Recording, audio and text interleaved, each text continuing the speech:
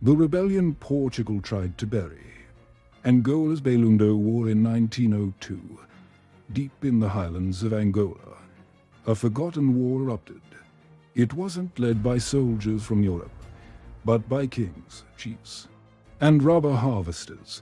The Bailundo revolt was one of the largest uprisings against colonial rule Portugal ever faced, fueled by collapsing trade, cultural humiliation, and brutal taxation. It would shake the empire to its core, and yet almost no one outside Angola remembers it, until now.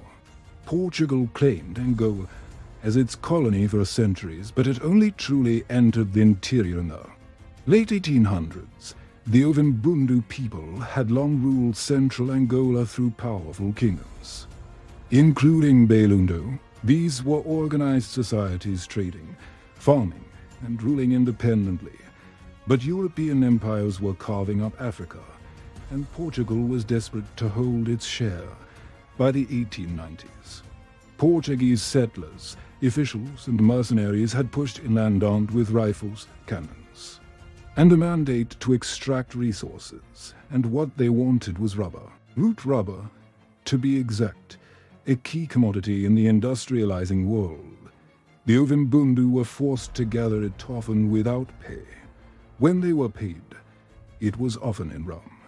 Worsening social breakdown and alcohol dependence, the situation grew worse in the early 1900s.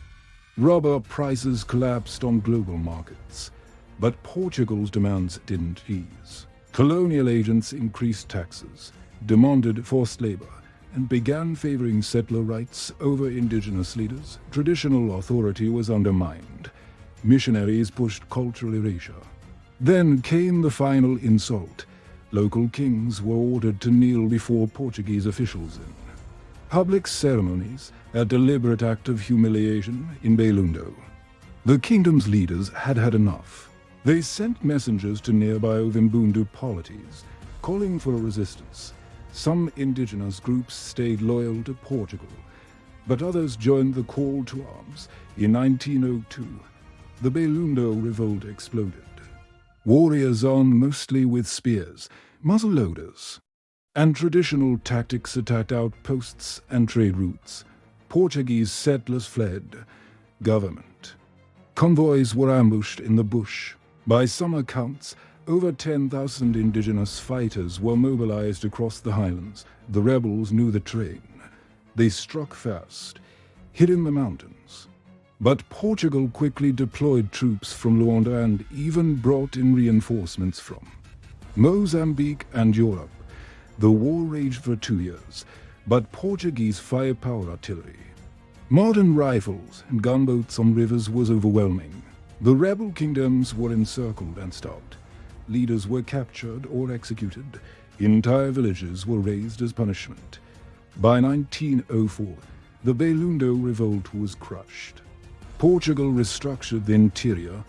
Kings were replaced with colonial administrators. Taxes increased. Indigenous autonomy was stripped away. But the memory of the revolt lived on. It planted the seeds of nationalism that would eventually lead to Angola's long war of independence decades later. The Bailundo revolt was one of Africa's great forgotten uprisings, sparked not by ideology, but by exploitation, rubber, rum, and resistance, the recipe for rebellion, and a powerful reminder that even the mightiest empires faced fire from the people they tried to rule.